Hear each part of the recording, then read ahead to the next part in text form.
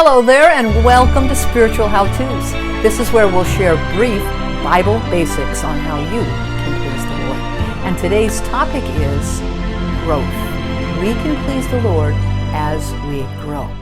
Let me give you 3 pictures to consider as we talk about growth and maturity. Number 1, consider, if you would, a seed and a plant and the stages it goes through to grow. Would you then consider a wedding ring and a 30-year anniversary celebration and the stages that marriage goes through as it grows? And then finally, how about pregnancy to adulthood and the stages that human goes through as they grow?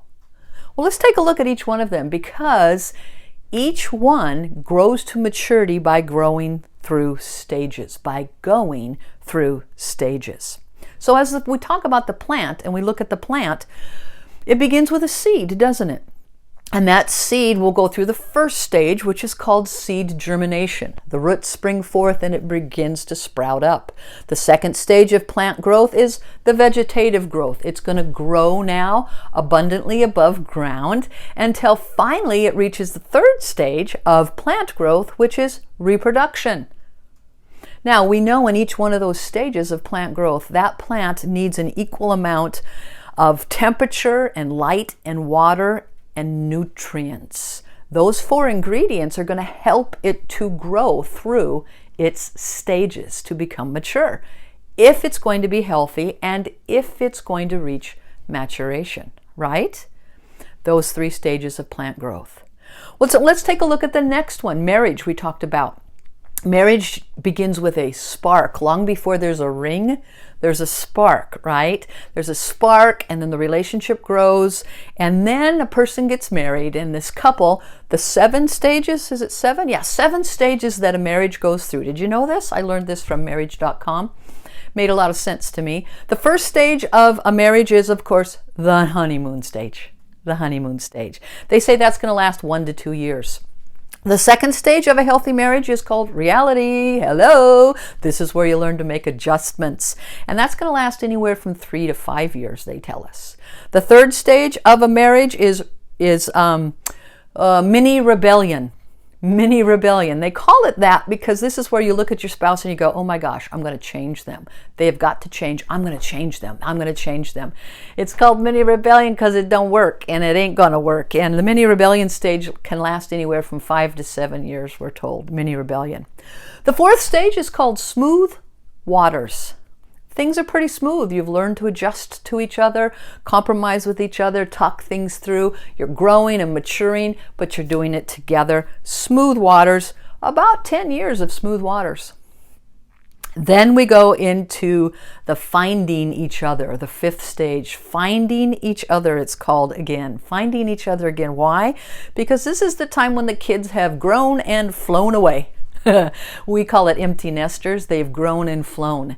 And at this point, you got to find your spouse again and realize my identity is not in the kids because they're grown up. What is my identity now? And I got to find my spouse and I got to find myself again. Then the 6th stage of a marriage is called attention. It's also called the potential explosion phase. And the reason for that is because we look at our spouse and we look at ourselves after the kids have grown and we go, is this all there is? And this is what happens to the couples who have been married 30 years and then they get a divorce. And we go, how did they do that? Because they looked at each other and they said, I'm not content with just you. That's the potential explosion. That's going to last a couple years. And when you get through it, you finally achieve what's called fulfillment. The final stage in a marriage is called fulfillment. Psychologists tells us that really only 40 to 50% of marriages ever make it to fulfillment. That's sad. But in order to grow, in order to have a healthy marriage, you will go through these stages. If you don't, the marriage is not growing. And at each of those stages, you will understand, and you understand totally, that the attitude and encouragement and support and love are needed in each one of those stages, aren't they? In order to grow through the stage to reach maturity and fulfillment. So we have plants begin with a seed, we have marriage begins with a spark, and then we'll conclude by looking at human growth. Human growth. After the baby's born, we know it grows through stages, and most of us are familiar with these. We have an infant, and then we have a toddler, and then we have preschool, and then we have school age, and then my favorite, the adolescence. Then we get the young adulthood and middle-aged and old adult. That would be my phase I'm in. Those are phases we're familiar with, but if we're going to mature, we all understand, again, we need encouragement and discipline and love at each one of those phases, don't we?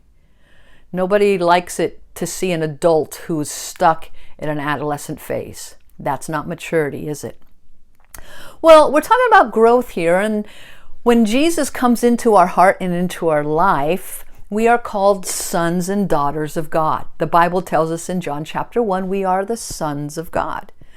Well, if we're sons, then there are phases for spiritual growth for us to go through as sons of God. And in the Bible, there are 4 different phases.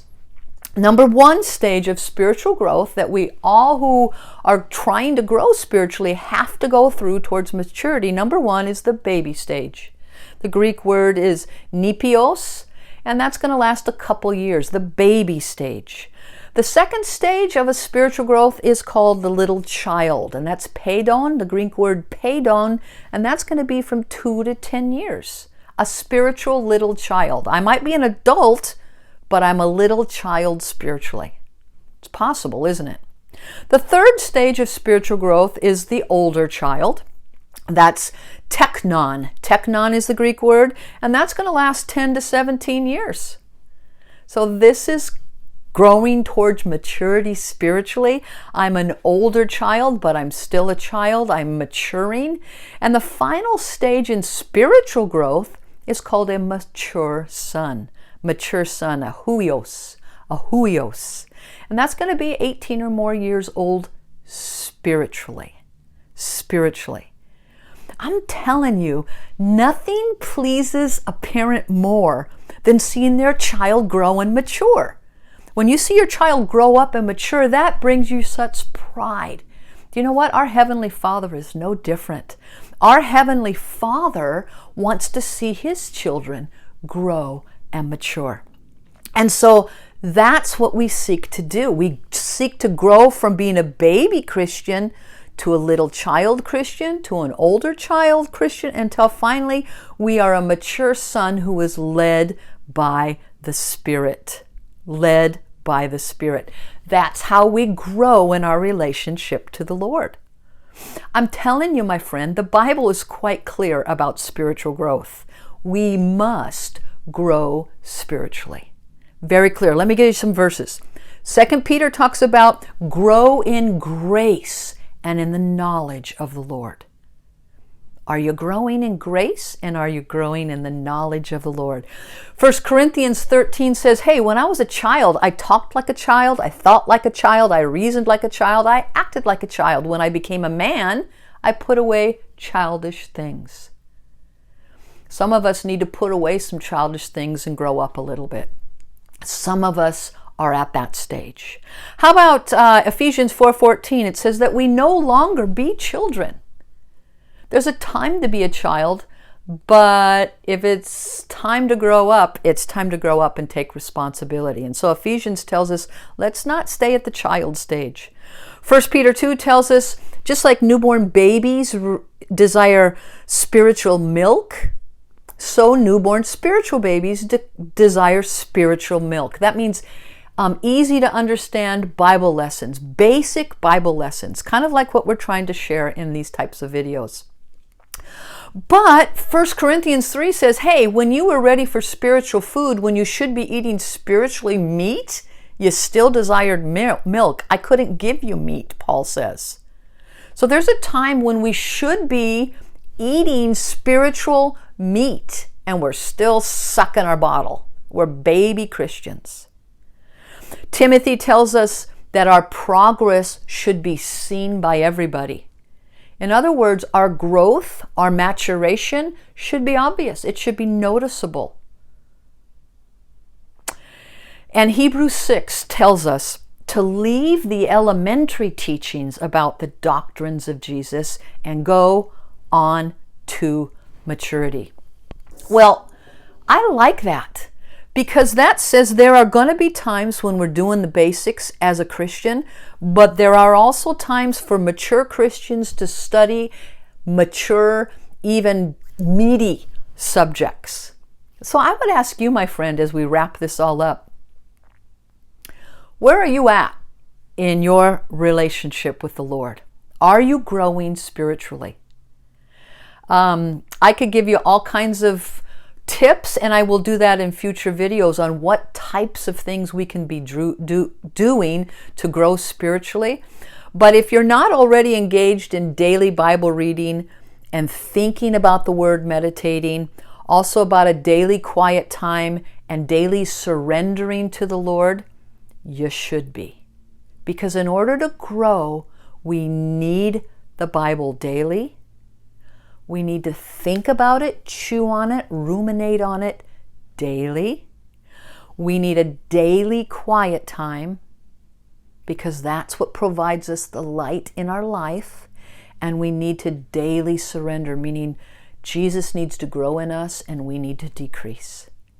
And as we have those 4 elements, just like a plant has those 4 elements to help it mature, so we will mature and so we will grow. And we'll talk about more of those types of things in future videos. But today, how are you growing? How's your reading? How's your prayer time? How's your quiet time? And is Jesus increasing in you?